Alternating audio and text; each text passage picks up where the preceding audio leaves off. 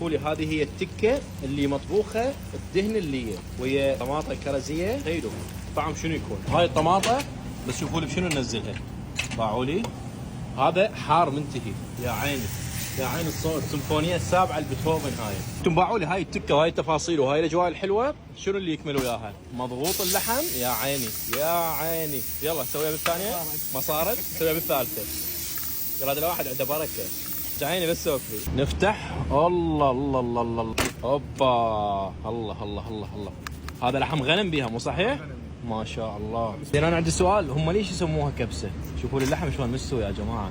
شوفوا لي ما شاء الله. شنو السبب اللي يسموها كبسه؟ بسم الله. تخيل بين ما انه انت ملتهي بهالعذاب هذا، شوف ايش يجيك. شنو هذا مصطفى؟ التكه مالتك النفر 6 شاش لانه اللحم ناعمه مثل ما يقول. وبعد شنو عندك هناك؟ كباب هذا بالقص. كباب بالقص. هذا شنو؟ كباب بداخله قص. هاي جديده يا ولد. هذا شنو؟ الكباب العادي. شوفوا انا كلها بصفحه عندي، والطماطه ويا الليه. وين هالليه؟ ولا هو مطبوخ بالليه اصلا. بسم الله. القص مو موجود ضايع. تعالي هذه الحركه من النص تبدا حبيبي. تكايه وبنصها ليه. واحد من عندهن تجي هنا الطماطه فيها شويه حراره.